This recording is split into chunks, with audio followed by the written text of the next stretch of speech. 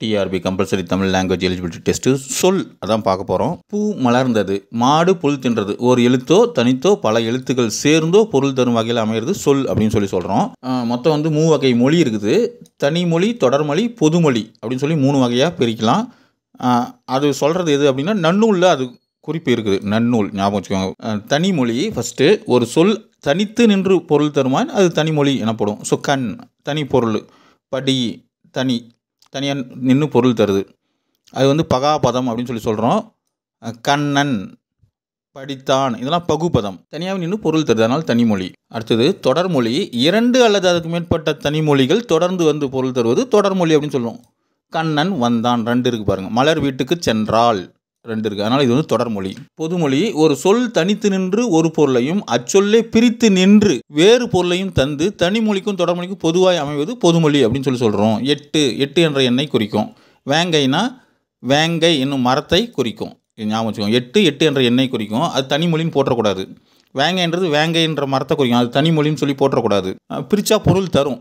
அது எப்படின்னு பாருங்கள். 8ன்றத எல் கூட்டல் தூண் பிரிக்கலாமா, வேங்கையை வேம் கூட்டல் கையின்னு பிரிக்கலாம். ஸோ பிரித்து நின்று எல்லை உன் அப்படின்னு ஆகுது. எல் கூட்டல் தூண்னா எல்லை உண்ணு. வேங்கைனா வேகின்ற கை அப்படின்னு ஆகுது. வேங்கைனா வேகின்ற கை.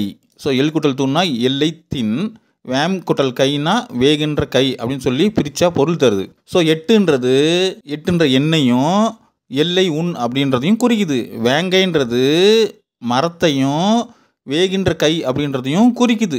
இந்த மாதிரி பொதுவாக அமைஞ்சதுக்கு பொதுமொழி அப்படின்னு சொல்லி பேர். ஃபஸ்ட்டு தொழிற்பெயர், ஒரு வினை அல்லது செயலை குறிக்கும் பெயரானது எண், இடம், காலம், பால் ஆகியவற்றை குறிப்பாகவோ வெளிப்படையாக உணர்த்தாமல் வருவது தொழிற்பெயர் அப்படின்னு சொல்கிறோம். ஸோ குறிப்பாக உணர்த்தாது, அது வந்து தொழிற்பெயர் அப்படின்னு சொல்கிறோம். ஈதல், நடத்தல் எல்லாமே கட்டளை வாக்கியமாகவே வரும். விகுதி பெற்ற தொழிற்பெயர். ஃபஸ்ட்டு தொழிற்பெயரில் விகுதி பெற்ற தொழிற்பெயர், வினை அடியுடன் விகுதி சேர்வதால் உருவாகும் தொழிற்பெயர் விகுதி பெற்ற தொழிற்பெயர். என்னன்னு பார்த்தா உங்களுக்கு புரிஞ்சிடும். நட, வாழ், ஆள் இதெல்லாம் வினை அடி. அது கூட விகுதி சேர்ந்தால் நடத்தல், வாழ்தல், வாழ்க்கை, ஆள்தல், ஆளல் இதெல்லாம் தொழிற்பெயர். ஸோ நட அப்படின்றது வினை அடி, நடவே நடை அப்படின்னும் போடலாம், நடத்தல்னும் போடலாம். இது எல்லாமே பார்த்தீங்கன்னா விகுதி பெற்ற தொழிற்பெயர். ஒரு விகுதி சேர்ந்தால் அது விகுதி பெற்ற தொழிற்பெயர். விகுதின்றது என்ன, தள்ளு, கை, அல்லு அதெல்லாம் விகுதி. எதிர்மறை தொழிற்பெயர். அடுத்தது எதிர்மறை தொழிற்பெயர், எதிர்மறை பொருளில் வருவது எதிர்மறை தொழிற்பெயர். நடவாமை, கொல்லாமை, ஸோ எதிர்மறையில் வருது. இதெல்லாமே எதிர்மறை தொழிற்பெயர். அடுத்தது முதல்நிலை தொழிற்பெயர், விகுதி பெறாமல் வினை பகுதியே தொழிற்பெயராக முதல்நிலை தொழிற்பெயராகும். விகுதி பெறாமல் வினை பகுதியே தொழிற்பெயராதல் முதல்நிலை தொழிற்பெயராகும். தட்டு, உரை, அடி. ஸோ தட்டுன்றது தட்டுதல், அந்த தள்ளுன்றது இல்லாமல் தட்டுன்னு வந்துடுச்சு. உரைத்தல் தான் உரைன்னு வந்திருக்குது, அடித்தல் தான் அடின்னு வந்துங்குது. ஸோ இந்த மாதிரி விகுதி இல்லாமல் வந்தால் அது வந்து முதல்நிலை தொழிற்பெயர். முதல்ல இருக்கிறது மட்டும் அது தொழிற்பெயராகிறனால முதல்நிலை தொழிற்பெயர். அதே முதல்நிலை திரிந்த தொழிற்பெயர் பாருங்கள்.